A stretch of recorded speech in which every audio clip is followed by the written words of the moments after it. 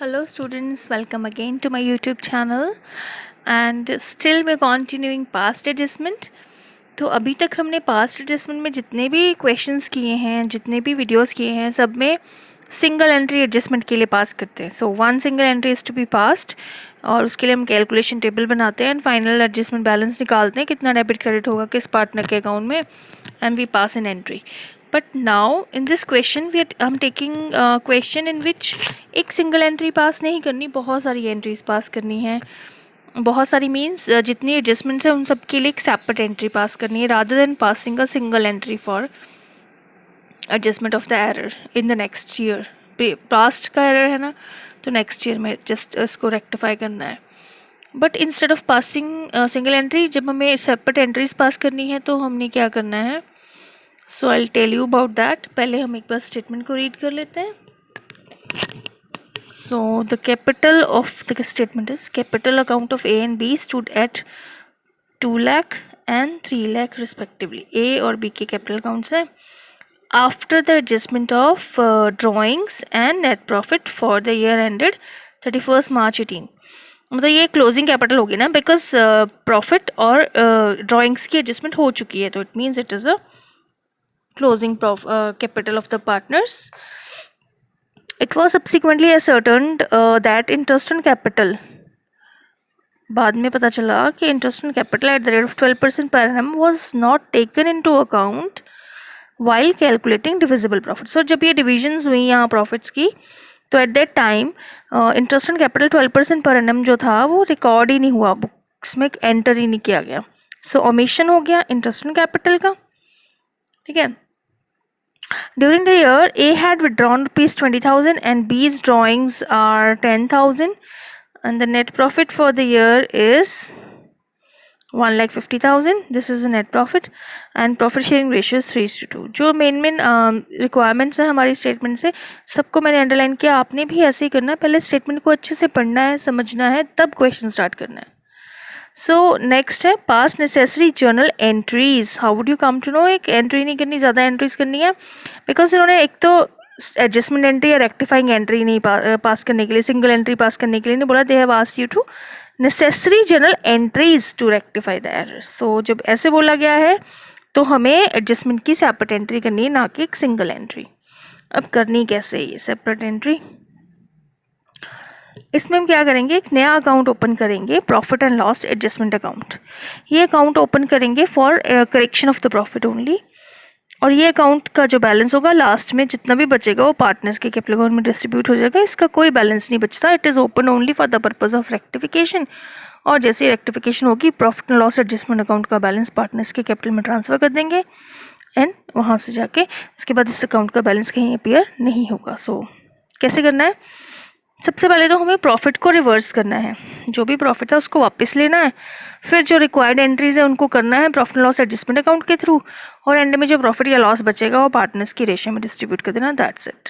Simple करना है. सबसे पहले हम प्रॉफिट को रिवर्स करेंगे. जब प्रॉफिट को रिवर्स करेंगे तो एंट्री होगी, पार्टनर के ऑलरेडी डिस्ट्रीब्यूट कर चुके हैं ना, इसलिए उनके कैपिटल से वापस लेंगे. सो एज दोनों पार्टनर के कैपिटल अकाउंट से डेबिट करेंगे उनका share. A's capital account debit, B's capital account debit to profit and loss adjustment account. Now कितना प्रॉफिट है. 1,50,000 का टोटल प्रॉफिट था एंड रेशियो वॉज 3:2. इसको 3:2 में डिवाइड कर देते हैं. 5 से डिवाइड करेंगे 30,000 आ गया, 33, 90,000 डिवीजन करके आ जाएगा 90,000 एंड 60,000 और प्रॉफिट लॉस एडजस्टमेंट में 1,50,000 क्रेडिट हो गया. Being profit reversed. ठीक है. So after the reversing the profit, now the next step is to provide the adjustments जो हमें क्वेश्चन में गिवन है, जो नहीं प्रोवाइड की या जो रॉन्गली प्रोवाइड की हैं. जैसे यहाँ पे in this question there is omission of interest on capital, तो हम वो इंटरेस्ट अब प्रोवाइड करेंगे पार्टनर्स को.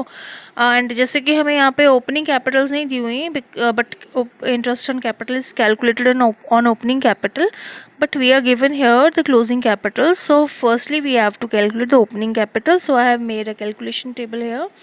सिंपल कैलकुलेशंस हैं, कोई टेबल कोई टेक्निकल नहीं, जैसे अपने कन्वीनियंस के लिए टेबल बनाएंगे हम। ए और बी के दो कॉलम बना दिए मैंने, क्लोजिंग कैपिटल्स दी हुई इनकी 2 लाख 3 लाख, और ड्राइंग्स जो है यहाँ पे सेकंड पैराग्राफ में थी। During the year A had withdrawn ₹20,000 and बीज ड्राइंग्स आर ₹10,000। ये ड्राइंग्स दोनों की ऐड हो गई तो कैपिटल आई 2,20,000 एंड 3,10,000। अब इसमें से प्रॉफिट का शेयर माइनस करेंगे। प्रॉफिट इज़ 150 और इसको 3:2 की रेशियो में डिस्ट्रीब्यूट किया है, तो उसी रेशियो में डिवाइड करके हम माइनस करेंगे। इट इज़ 90 एंड 60 माइनस किया तो ए का कैपिटल आ गया, ओपनिंग कैपिटल आ गया 1,30,000, बी का ओपनिंग कैपिटल 2,50,000। अब इस पे इंटरेस्ट ऑन कैपिटल है 12% पर एनम 15,600 एंड 30,000। ठीक है, अब इसकी एंट्री कर देंगे जैसे हम प्रॉफिट एंड लॉस एप्रोप्रिएशन में करते थे, सेम वैसे ही करनी है। इंटरेस्ट ऑन कैपिटल पहले पार्टनर के कैपिटल अकाउंट में क्रेडिट करेंगे। Interest on capital account debit to A's capital to B's capital, being interest on capital charge और प्रोवाइडेड भी लिखा जा सकता है यहाँ पे। और interest on capital individual A का है 15,600, बी का है 30,000। इसका टोटल आ जाएगा इंटरेस्ट ऑन कैपिटल अकाउंट में 45,600। और जब पार्टनर को क्रेडिट कर दिया, इसके बाद जितना भी टोटल इंटरेस्ट है हमारा इंटरेस्ट ऑन कैपिटल, ये profit and loss appropriation account, जो कि इस केस में हम बना रहे हैं profit and loss adjustment account, क्योंकि हम रेक्टिफिकेशन कर रहे हैं, तो वो profit and loss adjustment account में डेबिट होगा। So profit and loss adjustment account debit to interest on capital, and the total interest on capital 45,600 45,600 इनके अकाउंट में in profit and loss adjustment account में ट्रांसफ़र हो जाएगा। Paying interest on capital transferred to profit and loss adjustment account. So after this अगर कोई और entry है उसको भी हम अकॉर्डिंगली एडजस्ट करेंगे। जैसे इंटरेस्ट ऑन ड्राइंग है तो उसकी जो भी एंट्रीज होंगी करने के बाद फाइनली अगेन दोबारा से हम प्रॉफिट का बैलेंस निकालेंगे या लॉस जो भी आएगा, और उसको फिर हम पार्टनर्स की करेक्ट रेशियो में डिस्ट्रीब्यूट कर देंगे। So let us calculate the profit, correct profit. किस पार्टनर को कितना मिलना है। प्रॉफिट रिवर्स्ड या रिवर्स्ड प्रॉफिट लिख लेते हैं, चलो। It was 1,50,000। इसमें से डेबिट जो है वो लेस कर देंगे, इंटरेस्ट ऑन कैपिटल है 45,600, बस एक ही एडजस्टमेंट है। सो ये आ जाएगा 1,04,400। इसको डिस्ट्रीब्यूट करना है इन जो भी पार्टनर की करेक्ट रेशियो है 3:2 is the correct ratio A and be in 3:2। अब ए और बी का शेयर निकाल लेते हैं। 1,44,000 इंटू 3/5 ए का शेयर है, और 1,44,000 इंटू 2/5 बी का शेयर हो गया। तो ये कैलकुलेशन करने के बाद आएगा, ए के केस में आएगा 62,640 और बी का आएगा 41,760। बस अब इसकी फाइनल एंट्री होगी। जितना भी प्रॉफिट बचा अब प्रॉफिट लॉस एडजस्टमेंट अकाउंट में, वो सारा का सारा पार्टनर्स में डिस्ट्रीब्यूट हो जाएगा। तो फाइनल एंट्री हो जाएगी profit and loss adjustment account debit to A's capital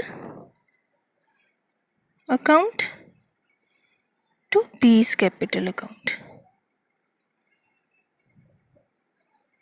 and total profit है हमारा 1,04,400 और A का शेयर है 62,640 और B के अकाउंट में जाएगा 41,760, being correct profit.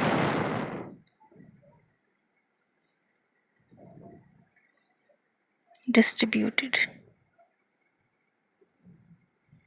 That's all. So this is how we're going to pass entries for each and every adjustment if it has been asked to pass all the entries instead of passing a single entry. Thank you for watching.